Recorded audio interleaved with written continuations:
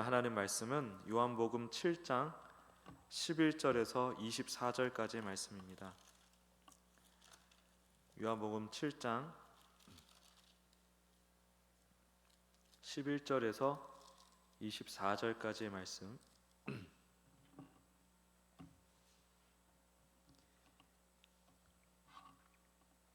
네, 요한복음 7장 11절에서 24절까지의 말씀 같이 읽겠습니다. 시작. 명절 중에 유대인들이 예수를 찾으면서 그가 어디 있느냐 하고 예수에 대하여 무리 중에서 수군거림이 많아 어떤 사람은 좋은 사람이라 하며 어떤 사람은 아니라 무리를 미혹한다 하나 그러나 유대인들을 두려워함으로 드러나게 그에 대하여 말하는 자가 없더라. 이미 명절의 중간이 되어 예수께서 성전에 올라가사 가르치시니 유대인들이 놀랍게 여겨 이르되 이 사람은 배우지 아니하였거늘 어떻게 그를 아느냐 하니 예수께서 대답하여 이르시되 내 교훈은 내 것이 아니요 나를 보내신 이의 것이니라. 사람이 하나님의 뜻을 행하려 하면 이 교훈이 하나님께로부터 왔는지 내가 스스로 말함인지 알리라. 스스로 말하는 자는 자기 영광만 구하되 보내신 이의 영광을 구하는 자는 참되니 그 속에 불의가 없느니라. 모세가 너희에게 율법을 주지 아니하였느냐? 너희 중에 율법을 지키는 자가 없도다. 너희가 어찌하여 나를 죽이려 하느냐? 무리가 대답하되 당신은 귀신이 들렸도다. 누가 당신을 죽이려 하나이까? 예수께서 대답하여 이르시되 내가 한 가지 일을 행하매 너희가 다 이로 말미암아 이상히 여기는도다. 모세가 너희에게 할례를 행했으니 그러나 할례는 모세에게서 난 것이 아니요 조상들에게서 난 것이라. 그러므로 너희가 안식일에도 사람에게 할례를 행하느니라. 모세의 율법을 범하지 아니하려고 사람이 안식일에도 할례를 받는 일이 있거든. 내가 안식일에 사람의 전신을 건전하게 한 것으로 너희가 내게 노여워하느냐? 외모로 판단하지 말고 공의롭게 판단하라 하시니라. 아멘. 오늘 이 말씀을 가지고 지혜로운 열심이란 제목으로 말씀 증거하겠습니다. 예수님께서 이제 성전 뜰에서 가르치고 계셨습니다. 그랬더니 사람들이 매우 놀랍니다. 그 가르침이 너무 탁월하고 너무 위력이 있어서. 근데 이제 그거는 가르침을 받는 자, 이렇게 순전히 받는 자들의 입장에서는 그렇게 받아들일지 모르겠는데 이제 대부분의 이 예수님을 시기하고 있던 이 유대인들 입장에서는 그 가르침이 굉장히 못마땅하고 굉장히 이상하게 기이하게 여겨지는 것이죠. 이 사람이 배우지 아니할 거는 어떻게 글을 아느냐? 그러니까 가르침의 내용에 감동했다기보다도 저 사람이 어떻게 저걸 아느냐에 집중을 하고 있는 거예요. 어떻게 저 사람이 되게 뭐 이렇게 신분이 높아 보이는 것 같지도 않고 많이 배운 것 같지도 않은데 어떻게 저런 말들을 할 수가 있지? 이런 생각일 수도 있고요. 그리고 이미 그 앞에서 이 유대인들이 예수님을 죽이려고 모의하고 있었다는 것을 이제 우리는 알고 있죠. 성경을 통해서. 그러니까 하나님을 누구보다 열심히 섬겼던 사람들입니다. 이 유대인들은 하나님을 누구보다 열심히 배우기 위해서 또 외우기 위해서 또 그 말씀대로 살기 위해서 애를 썼던 이 유대인들이 정작 하나님이신 예수님이 눈앞에 오시니까 그분을 오해하고 미워하고 시기질투하고 또 죽이고자 했습니다. 도대체 하나님을 향한 이들의 열심이 왜 이렇게까지 하나님을 대적하는 열심이 되었을까요? 본문을 보면 우리 이제 저번 주에 제가 전에 설교했던 그 본문에서 이 앞선 본문에 보면 예수님의 형제들이 권했지 않습니까? 큰 일을 하려거든 예루살렘에 가서 자신을 드러내십시오. 사람들에게 잘 보여야 성공할 수 있습니다. 예수님의 그 유명세를 잘 이용해가지고 사람들 모으고 힘을 기르고 또 명예를 높여가지고 이제 본격적으로 예수님의 시대를 만드십시오 라는 청이었죠. 또 한편으로는 그 형제들이 예수님이 하도 그 유대인들 기득권들에게 입에 오르락 내리락 하고 또 그 기득권들이 예수님을 막 죽이려고 하니까 그 피해가 혹 자기 신들에게 올까봐 두려워하는 마음에 검면하는 부분도 우리가 행간을 그렇게 읽을 수 있다고 제가 말씀드렸었습니다. 예수님은 근데 그 권고를 거절하셨어요. 왜냐하면 예수님의 열심은 아버지와의 깊은 사랑의 관계에서 흘러나온 것이거든요.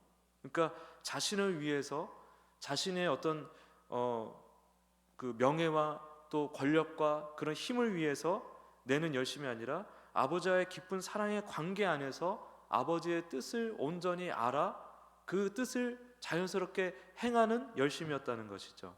사랑하는 이의 마음과 내 마음이 딱 주파수가 딱 맞아 떨어질 때 일종의 공명 형상이 일어나는데, 그게 이제 자발적인 열심인 것입니다. 그런 자발적인 열심, 아버지를 아는 아들의 마음으로 내셨던 열심인 거예요. 예수님의 열심.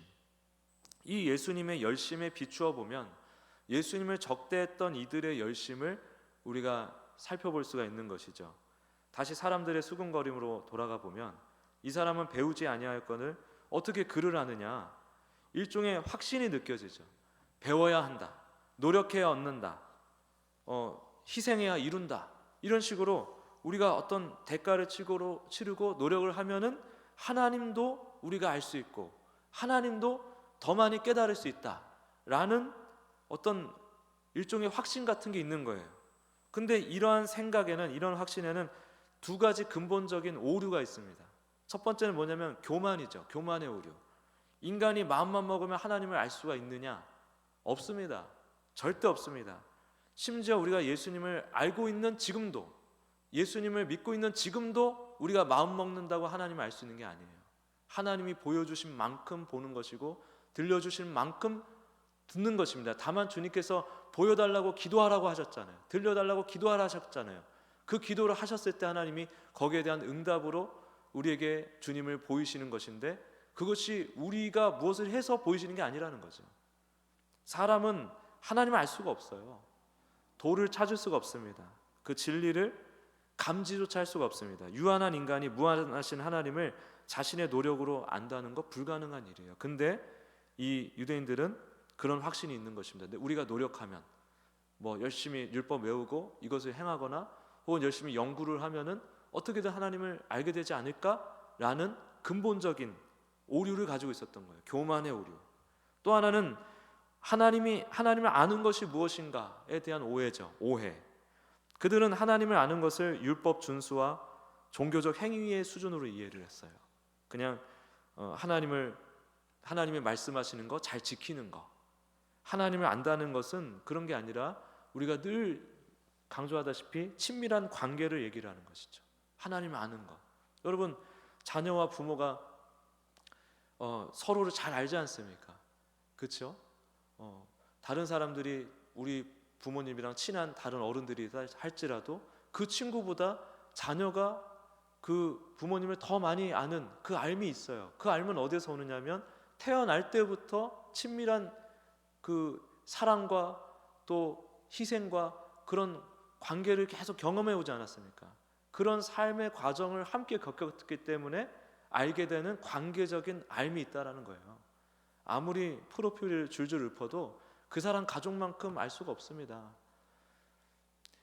아내가 남편을 아는 것처럼, 부모가 자식을 아는 것처럼, 다 장성한 자녀가 또한 부모를 아는 것처럼, 오래된 친구가 서로를 깊이 이해하는 것처럼, 그게 하나님과의 관계고 하나님을 아는 건데, 유대인들은 그게 아니라 어떻게 하면 내가 더 상 받을 수 있을까? 어떻게 하면 벌을 피할 수 있을까?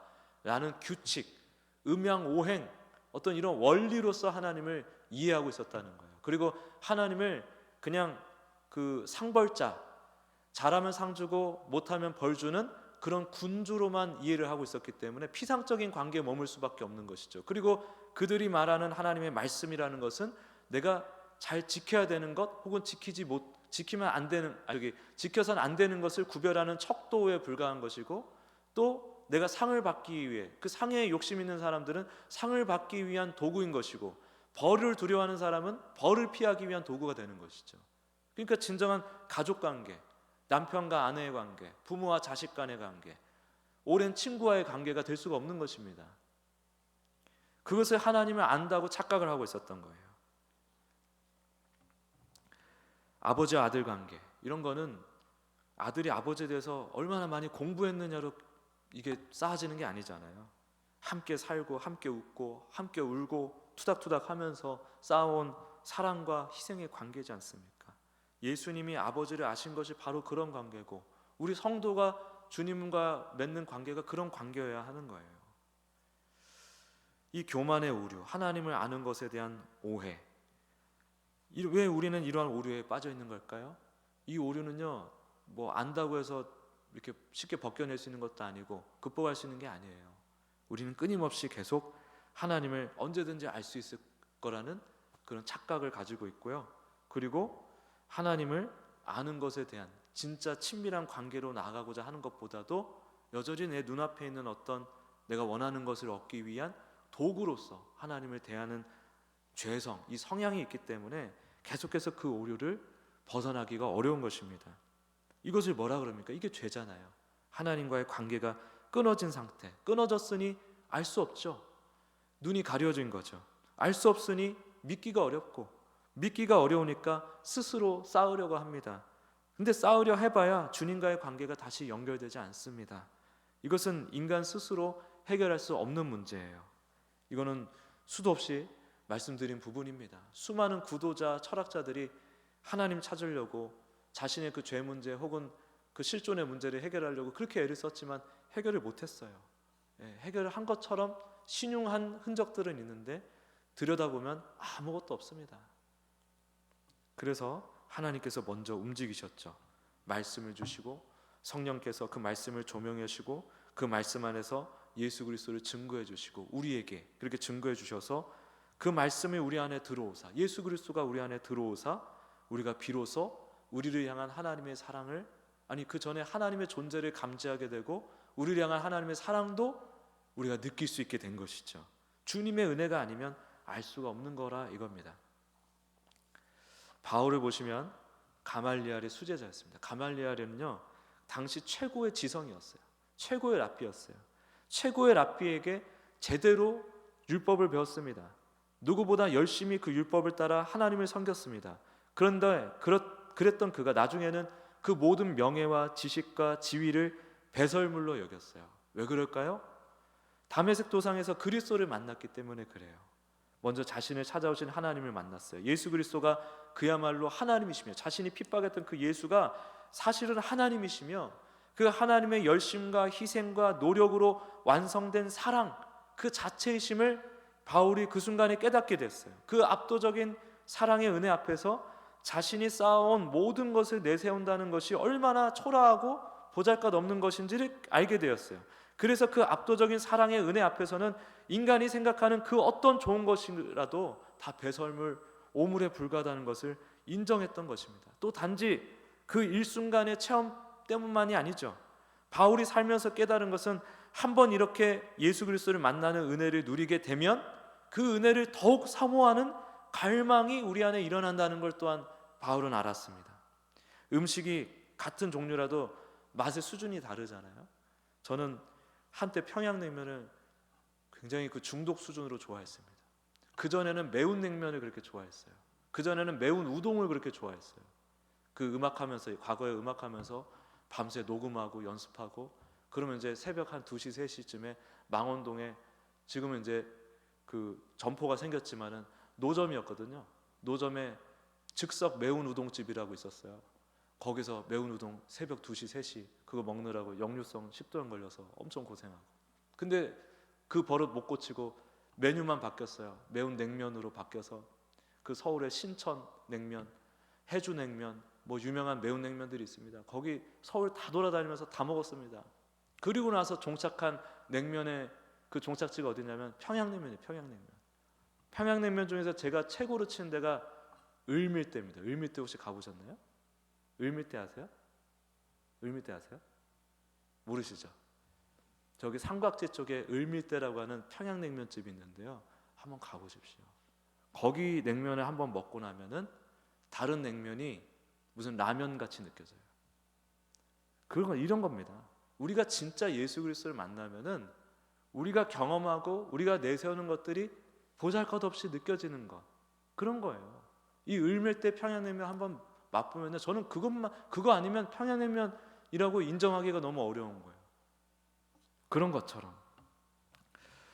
그리고 또 뭐가 있냐면 그 은혜가 한순간만 일어나는 게 아니라 성령님께서 끊임없이 함께 하시며 계속해서 그리스도의 사랑을 깨닫고 누리는 은혜를 또한 주시더라는 거예요. 하나님의 열심과 희생과 노력이 그냥 어느 한순간에 잠깐 나한테 이벤트성으로 일어나는 게 아니라 계속해서 내 인생을 주관하고 주도하고 있구나라는 것을 바울이 깨달으니 자신의 지위, 명예, 지식뿐 아니라 우리 인간이 가치롭게 여기는 모든 것이 아무것도 아니구나, 헛거구나 라고 고백할 수 있게 된 것입니다.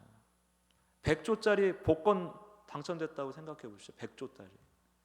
억지로 힘들게 다니던 회사, 아침에 눈 뜨면 아유 이거 가 말어 월차 써 말어, 그랬던 그 회사 더 다닐까 말까 굳이 고민할 이유가 있을까요?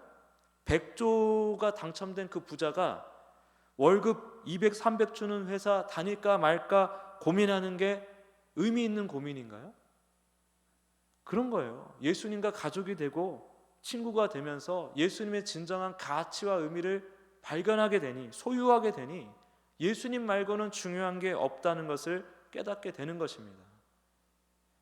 지금 예수님을 믿고 따르는 우리에게도 그 하나님의 열심과 희생과 노력이 우리에게도 임하고 있습니다. 그러니까 지금 하나님은 계속해서 어떤 노력을 기울이고 계시냐면 우리와 하나님과 깊고 친밀한 가족관계를 만들어내기 위해서 노력하고 계세요. 근데 우리 죄성은 끊임없이 하나님의 그 이끄심으로 나아가기보다도 내가 원하는 하나님을 계속 만들어내고 내가 원하는 무언가를 얻어내기 위해서 내가 규정한 그 하나님을 따르고 섬기는 그런 껍데기 신앙으로 나아갈 때가 참으로 많죠. 이렇게 하나님의 노력과 우리의 열심이 계속 충돌하는 것입니다. 우리가 예수님을 더욱 사모하고 말씀 안에서 예수님을 더 깊이 알려고 하고 더욱 친밀함을 누려야 됩니다. 하나님께 무언가를 증명하라는 열심 혹은 하나님을 이용하라는 열심과 완전히 다른 열심으로 나아가야 되는 거예요. 먼저 나를 사랑하시는 하나님의 사랑을 늘 확인해야 됩니다. 늘 발견하고 더 깊이 배워야 됩니다. 깨달아야 됩니다. 그리고 그 하나님의 사랑이 진짜 우리 안에 들어오면 자연스럽게 일어나는 갈망이 있어요. 갈증, 더 맛보고 싶고 더 누리고 싶은 갈증이 일어나게 되어 있습니다. 한번 들여다보세요. 내 내면을 한번 들여다보세요. 내가 진짜 예수님을 더 깊이 갈망하고 있는가? 그 갈망이 만약에 희미하다 그러면은 사실상 맛을 못 본 거죠. 사실상 예수님을 잃어버리고 예수님이 좀 희미해져 있는 것은 아닌가 돌아봐야 된다는 것이죠. 근데 분명히 우리가 예수님을 구하고 만나는 은혜가 있다면 그 은혜 속에서 우리는 더 예수님을 알려고 하고 더 예수님과 함께하고자 하는 갈망이 일어나게 되어 있습니다. 너무나 감사하게도 주님께서는 우리가 구하면 그 모든 은혜와 갈망과 갈망에 대한 응답조차도 끊임없이 우리에게 주신다고 약속을 하셨어요. 너희는 구하고 두드리고 찾으라 했을 때 무엇을 주신다고 하셨습니까? 성령님을 우리에게 주신다 하셨잖아요. 근데 그 성령님의 역사의 목적 자체가 그리스도란 말이에요. 성령님은 어떤 특별한 일을 하려고 온 게 아니라 예수 그리스도를 우리로 하여금 깨닫게 하고 보게 하고 만나게 하고 누리게 하기 위해서 오시는 게 성령님이에요. 그리고 이미 오신 성령님을 하나님께서 또 충만케 해주시잖아요. 충만하게 역사해 주시잖아요. 우리가 주님을 구할 때 성령님이 충만해지는데 그 성령님의 충만해짐 가운데 일어나게 되어 있는 것이 뭐냐면 바로 예수님에 대한 충만함이라 이겁니다. 그것이 우리에게 새로운 갈망, 삶의 열정, 의욕, 힘을 막 불러일으키고 그 힘이 또 하나님과의 더 깊고 친밀한 관계를 사모하며 나아가니 끊임없이 의의 선순환, 은혜의 선순환이 계속해서 일어나게 되는 것입니다. 그리고 그 와중에 선물처럼 너무나 놀랍게도 전혀 기대하지 않았던 현실적인 문제들까지도 하나님께서 툭툭 그냥 너무너무 쉽게 해결해주고 응답해 주신 것도 경험하게 되는 것이죠. 이 열망을 우리가 사모하기 원합니다. 이미 받은 사랑이 너무 크고 깊어서 더 알고 싶고 더 누리고 싶고 더 깊이 그냥 푹 잠기고 싶은 그런 열망, 그런 충만한 열망, 그 열망을 우리가 가지길 원합니다. 그런데 이제 본문에서 예수님이 경고를 하고 계시죠. 18절을 보면 스스로 말하는 자는 자기 영광만 구하되 보내신 이의 영광을 구하는 자는 참되니 그 속에 불의가 없느니라. 성경이 말하는 외식을 정확하게 이해를 해야 됩니다. 외식이라는 것은 단순히 겉과 속이 다른 것만을 가리키는 게 아니고요, 하나님의 영광을 위한다고 말하면서 실제로는 내 만족과 내 자존심을 챙기는 모든 행위를 얘기를 해요. 하나님을 관계의 대상이 아니라 거래 도구로 쓰는 것을 얘기하는 것이고 이것을 예수님께서 경고하고 계시는 것입니다. 이러한 열심은 오히려 독이 됩니다. 결국 그 열심은 예수님을 죽이려고 했던 유대인들처럼 오히려 교회를 아프게 하고 혼란스럽게 하고 하나님 나라를 회방하는 방향으로 흘러가게 되어 있어요. 그러니까 가장 중요한 거는 단추를 아무리 많이 꿰어놨어도 잘못 꿰었으면 다 풀고 처음부터 꿰야 되는 것입니다. 예수 그리스도부터 시작을 해야 되는 거예요. 예수님과의 관계부터 단단해져야 되는 것입니다. 바울 자신이 그 증거죠. 누구도 따라갈 수 없는 열심이 있었습니다. 그 열심의 종착점이 어디였습니까? 교회의 핍박이었죠. 그리스도 핍박, 그리스도인 핍박. 다메섹 도상에서 주님이 그에게 이렇게 말씀하시지 않습니까? 사울아 사울아 네가 어찌하여 나를 핍박하느냐, 박해하느냐. 가시체를 뒷발질하는 것처럼 이 사울이 열심을 내면 날수록 사실상 어떤 결과가 일어나요? 이 바울의 영혼이 상하는 결과가 일어나죠. 그 열심이 또한 하나님 나라를 위한 열심이 아니라 결국 자기 자신을 향한 열심, 그 율법주의적 인과유적 사고 안에서 기인한 열심이었기 때문에 결국에는 하나님 나라를 무너뜨리는데 쓰이는 열심이 되고야 말았죠. 그렇다면 어떻게 해야 합니까? 뿌리를 바꿔야 돼요. 근데 뿌리는 내가 바꿀 수가 없어요. 더 열심히 내려놓으려고 결단한다고 이거 바꿔야지 이렇게 하면 안 된다고 우리가 그 뿌리가 바뀌지 않습니다. 그 결단 자체가 또 다른 자기 증명이 될 수 있기 때문에 그래요. 스크루테이프의 편지라는 작품을 보면은 악마가 그 성도를 유혹하는 여러 전략들이 나오는데 그 중에 하나가 뭐냐면 겸손의 함정이에요. 겸손의 함정. 그러니까 내가 겸손을 막 자기 뜻대로 겸손을 막 행하고 그 겸손한 자신을 인정하는 거. 나 겸손하네 하는 순간 그 사람은 교만하다는 것입니다. 그 이중 함정이죠. 이중 함정. 그러니까 우리가 어떤 결단을 한다, 뭔가 이렇게 겸손해야지 한다고 겸손으로 나아간다, 이런 결단조차도 그런 이중적인 함정에 빠지게 된다는 거예요. 이게 결국 자기 자랑이요, 자기 증명이 될 수 있는 위험이 있기 때문에 그래요. 나는 이제 나도 나를 내려놓는 사람이다. 내가 힘을 주고 결단하면 이렇게 바뀔 수 있는 사람이야 라는 나에 대한 가능성을 신뢰하는 데서 기인한 그런 결단이기 때문에 결국 또 다른 율법주의, 또 다른 인과적 사고의 이름이 되는 것이죠. 뿌리가 바뀌는 것은 다름이 아니라 하나님께 압도돼야 됩니다. 나 같은 자를 위해서 이토록 열심을 내시고 희생하시고 죽으시고 부활하시고 지금도 함께 하시고 나의 연약함과 부족함, 완악함에도 불구하고 하나님의 일을 기어이 이루시고 계시는 하나님, 나를 기어이 살려내시고 완성해내고 계시는 하나님, 그 사실이 우리 안에 확 꽂혀야 돼요. 거기에 그냥 압도가 돼야 돼요. 예수님을 깊이 묵상해야 되는 것입니다. 예수님의 그 행적을 하나하나 마음속에서 상상하면서 따라가 봐야 돼요. 그러면 그 예수님을 통해서 확증된 하나님의 그 거대한 사랑이 내 안에 탁 들어오는 은혜를 누리게 될 텐데 그 은혜가 우리에게 필요해요. 거기에 압도돼야 돼요. 하나님의 그 절절한 사랑, 그 열심에 우리가 완전히 압도가 돼야 됩니다. 그래야 그 앞에 내가 이 미세한 힘을 가지고 겨우겨우 움켜쥐고 있는, 붙들고 있던 이런 자기 증명의 노력이 얼마나 보잘것없는 것인지를 깨닫고 비로소 주먹을 피게 되는 것이죠. 그 사랑에 붙잡힌 사람은 그 사랑에 붙잡힌 사람은요, 어떤 또 그 현상이 일어나냐면 삶이 되게 단순해져요. 이거는 약간 이제 번외로 말씀드린 거지만 사랑에 붙잡힌 사람, 그리스도를 정말 깊이 뜨겁게 만나고 경험하게 된 사람은 인생이 굉장히 심플해지는 것 같아요. 삶에서 군더더기가 자연스럽게 보이기 시작합니다. 저는 이런 생각을 가지거든요. 교회 안에 잘못하는 일은 없어요.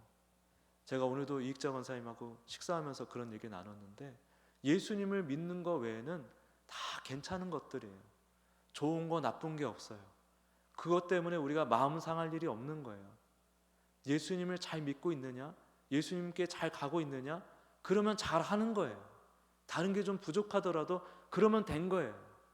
근데 모든 걸 다 완벽하게 해내는데 예수님이 희미하다? 그러면 아닌 거죠. 그걸 얘기하는 것입니다. 단순하게 가는 것이죠. 예수님만 붙들고 나머지는 그래도 되고 이래도 되고 그렇게 가는 게 단순함이죠.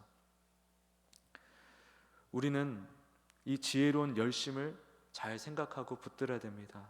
이 지혜로운 열심은 되게 역설적이에요. 어떻게 보면 말은 열심인데 열심이 아니에요. 열심히 하는 것을 멈추고 오히려 내려놓는 것입니다. 또 증명하는 것이 아니라 그냥 맡기는 거죠. 그리고 쌓는 것이 아니라 다 치우고 비워내는 것이죠. 그 비워진 자리에 하나님의 열심이, 희생이, 사랑이 채워질 수 있기 때문에 지혜로운 열심이라는 것은 사실은 주님 앞에 나는 아무것도 아닙니다 라는 것을 깊이 깨닫고 나의 그 헛된 나의 욕망에 기인한 내 인생의 주인 노릇하고 하나님 노릇하는 그 열심에 기인한 그 모든 열심을 주님 앞에 다 올려드리고 포기하는 거예요. 과감하게 용기 있게 포기하고 내어드리는 것. 그리고 오로지 말씀을 붙들고 은혜를 사모하며 그 주님의 사랑을 계속해서 갈망하고 구하고 누리는 것. 그 심플한 방향성, 그것이 지혜로운 열심인 것입니다. 말씀 안에서 하나님의 사랑에 압도된 사람, 그 사람 안에서 주님께서 일하시고 그 사람만이 일하시는 주님을 경험할 수가 있습니다. 그래서 우리가 나를 증명하라는 그 피곤한 열심, 또 여러 가지 삶의 기도 제목들이 너무 많은데 어떻게 보면 그것도 너무너무 필요해요. 그 모든 게 다 짐처럼 느껴져요. 근데 때로는 다 내려놓고 그냥 주여 예수님만 있으면 됩니다. 주님, 이 시간 주님만 제 안에 오십시오. 주님만 제 안에 충만히 임재해 주십시오. 다른 거 다 필요 없습니다 라는 그 비워진 마음으로 주님 앞에 나가길 원합니다. 그 사랑이 너무 크고 깊어서 더욱 알고 싶고 누리고 싶고 깊이 잠기고 싶은 그 거룩한 갈망으로 오직 그리스도를 구하며 그리스도를 만나며 그리스도와 함께 그 뜨겁고 친밀한 관계를 누리며 살아가는 우리 모두가 되시길 예수 그리스도의 이름으로 축복합니다. 우리 321장